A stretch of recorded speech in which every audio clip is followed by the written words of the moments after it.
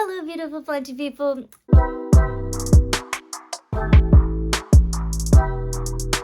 It's Skully, and welcome to Skully's Creations, where we talk about plants and occasionally do a creative project here and there.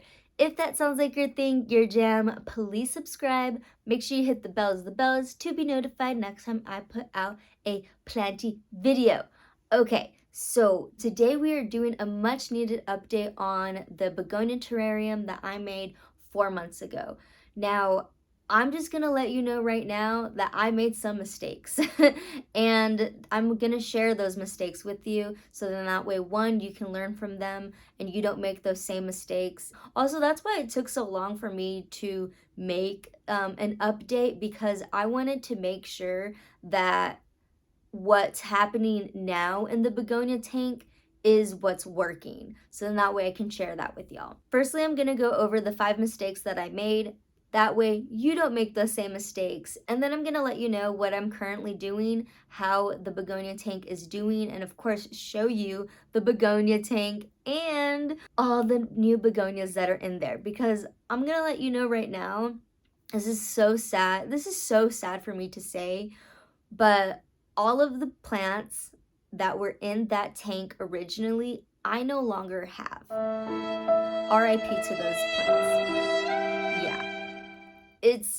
And one, it's a little bit embarrassing to say. And then two, it's sad because some of those plants were some really, really beautiful begonias. And don't get me wrong, we have some really cool begonias in this tank now, but it was a learning process. And again, that's why I'm sharing all of my mistakes with you first, because I want you to learn from them.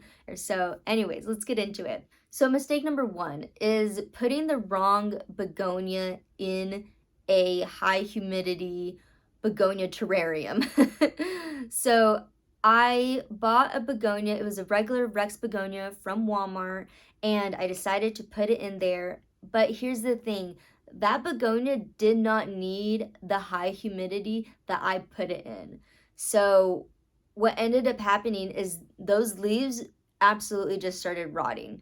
Yeah, it was too high. The humidity was way too high. So they all, started getting mushy, and eventually that plant died. And that happened in a matter of like 2 weeks of me putting that plant in there. So that's mistake number 1, putting the wrong type of plant in that situation. Mistake number 2 was over watering.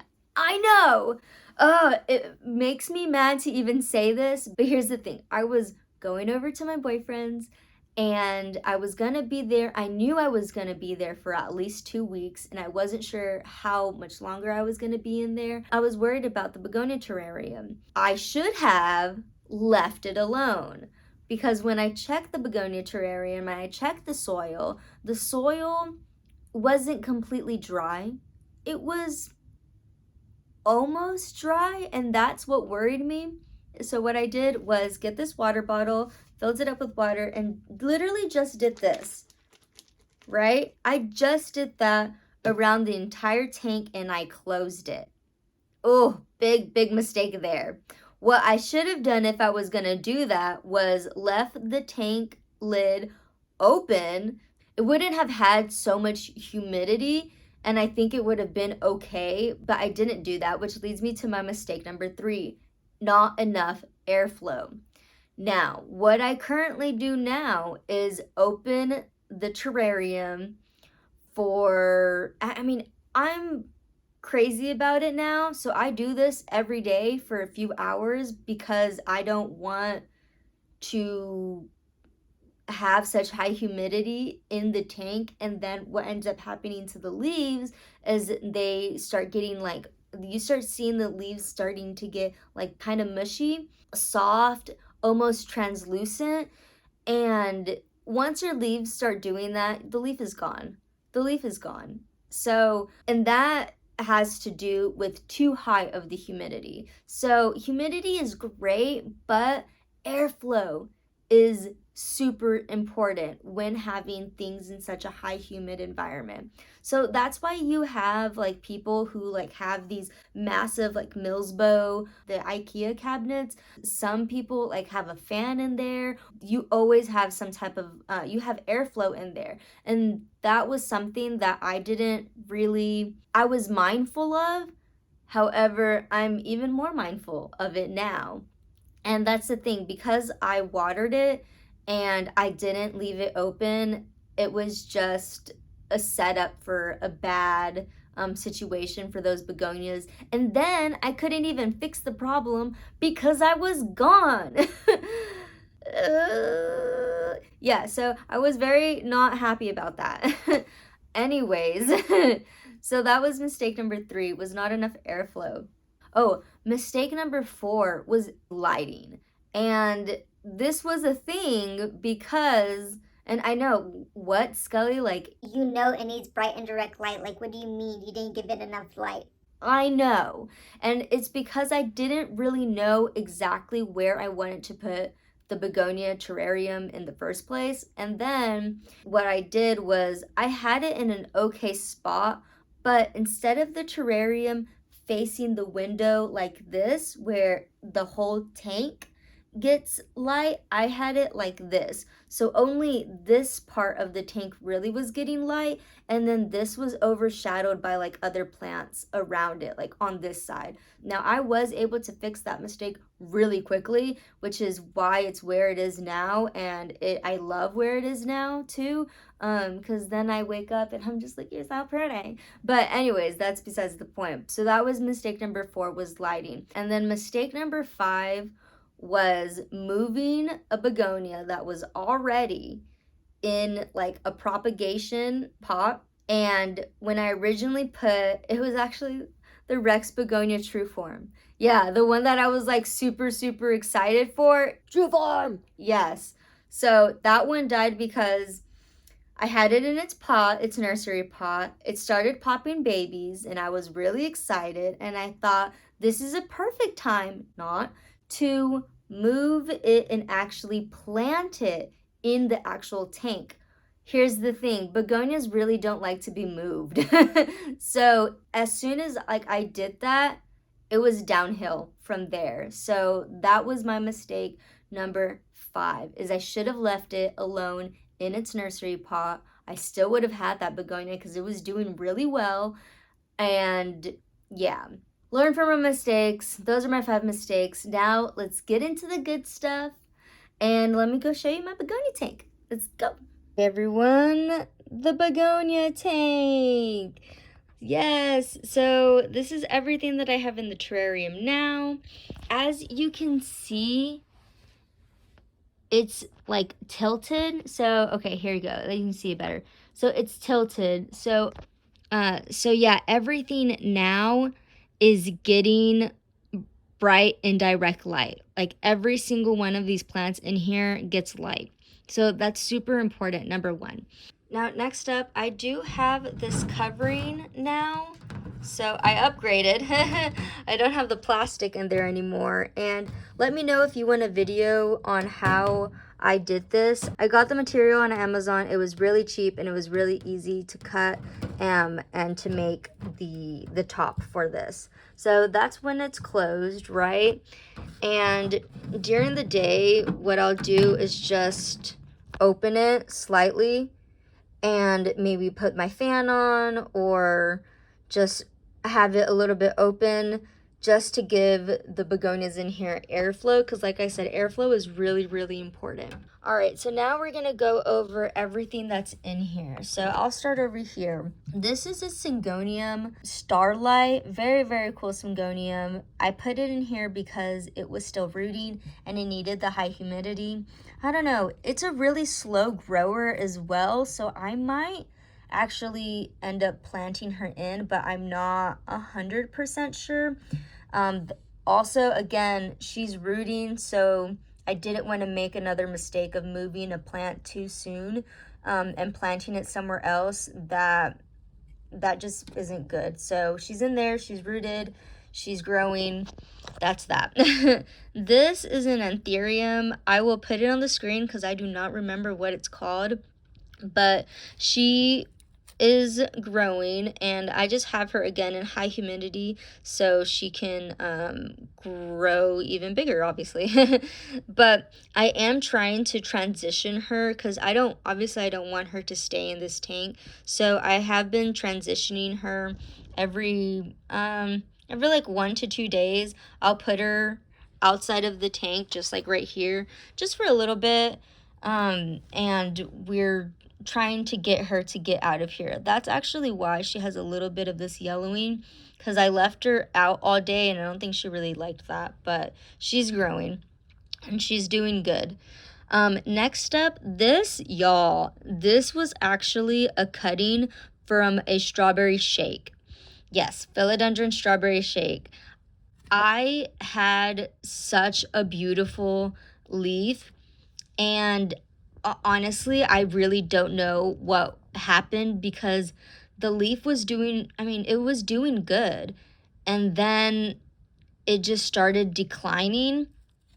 And again, I really don't have any idea, but I do know that when things like that start happening, it is best to give the plant really high humidity and again, bright and direct light. And that's what I did. I just basically hoped for the best.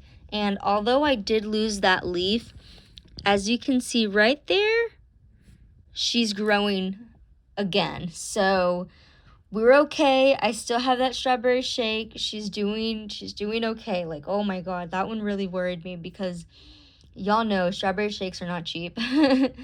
Okay, next up. Now this begonia I don't have an ID for, sorry, but I cannot remember what this is called. I'll try to look back on like my photos whenever I bought the plant, and if I can find it, I will put the name on the screen, but right now I don't remember. But it is a really cool begonia. It's like fuzzy, and like I said, it's just really, really cool.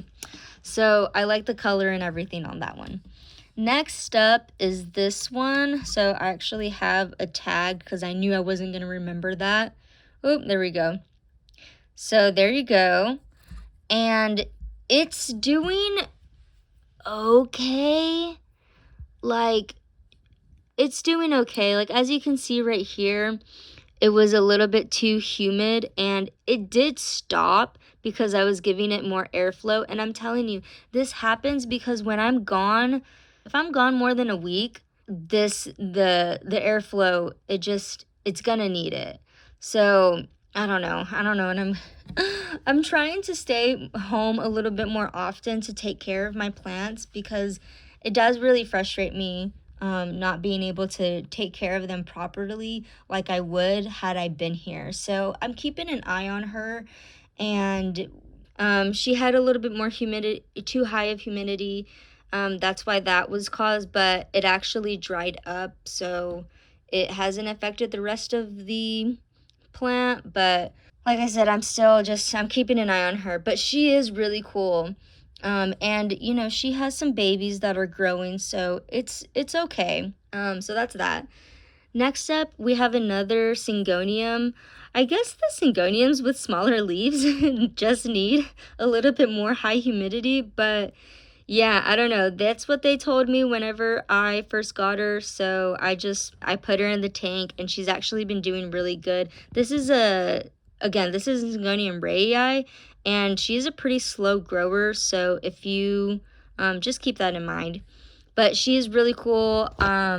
This will always be dark with that like cream, almost like mint color in the bottom, like in the middle. So I don't know, she's a really cool rayi. Anyways, next up, so this one is, okay. So this one right here it's begonia 514, right? Okay, yeah, 514, and like I said, I just leave the tag in there because I know that I was gonna forget. But she's been doing good. She actually has some babies coming in over here. And this one again is another cool one. I really like the begonias that have really striking veinage. So yeah, she's been doing good. She has a baby there, and she's been again one of the tougher ones. Hasn't been too sensitive. So yeah, so that's that one. Next up, oh, I cannot believe I didn't keep the ID to that one. But I found out what it's called. Well, I have no idea, but she definitely took some transitioning. Um, she's probably my newest begonia in here, and like I said, I immediately planted her in there. She was already pretty well established, but yeah, she's definitely transitioning still. But I really did love the absolutely really, really dark foliage on her. It was super eye-catching to me, so I had to get her. This one's an absolute beast, and she has been doing so good. This is I don't even know what it is. There we go. And what's really cool about her is she has actually some variegation. So can you see the pink variegation right there? Yes. So I just got really lucky. I was going around the shop one day. I went to Planted Roots. Oh, and that's pretty much where I got all of these begonias from. Actually, all the plants that are in here, other than these two, I got from Planted Roots. So one day I was in the shop and I was just looking around, and I happened to see this one, and I wanted pink plants. I still love pink plants, but I wanted pink plants at the time, and then I saw that like pink variegation, and I had to get her, and yeah. So yeah, I was really excited about that one. Now, this one is actually not my plant, but I'm holding it for Planted Roots. There was like miscommunication, and I was given the wrong plant, but obviously I still want to make sure that the plant is well taken care of, obviously. And again, like my ray over here, it needs high humidity. At first, when I first brought her in, I didn't have her in the tank, and she hated that. She was like dropping leaves, and I knew what I had to do. I just had to make room in the tank for her. So anyways, that's why she's there, but I'll be giving this plant back to Planted Roots like this Sunday. So this is just the ray that I have. Oh, hey, Zorbear. Now, this over here is a Monstera dubia, and this is really cool because what I have envisioned is basically her covering this whole backside, which she's slowly but surely doing. All of this is new growth, but I just basically taped her up here. Now, oh, what ended up happening to that bark or that piece of wood that I put over here, there was some like, oh my God, mushroom mold growing on it. And during that time, I was super back and forth, and I didn't have time. I was like about to leave again, and I didn't have time to figure out what it was and like treat it. So what I did was I just took it all out. Because again, I just didn't have the time to treat it, figure out what was going on with it. So like I said, just took it right out. But it's fine because I do have this Monstera dubia planted in the actual terrarium, and like I said, she's shooting out new growth. So again, my vision is that she's gonna grow all of this, and she's just basically gonna have like a backdrop of Monstera dubia, which is again what I'm envisioning. So hopefully that's exactly what ends up happening. But I do want to, so hopefully that's exactly what ends up happening. So yeah. Alright, y'all, that is it for today's video. I really hope y'all enjoyed, and if anything, just learned from my mistakes. This owning a terrarium was definitely new to me, and I think I learned some, valuable things about maintaining a terrarium. And really, it's just leave it alone. But yeah, if you liked today's video, please give it a thumbs up. If you didn't, please leave a comment down below letting me know what you would like to see instead, and I would appreciate that. But other than that, I hope you'll have a wonderful planty day. Bye!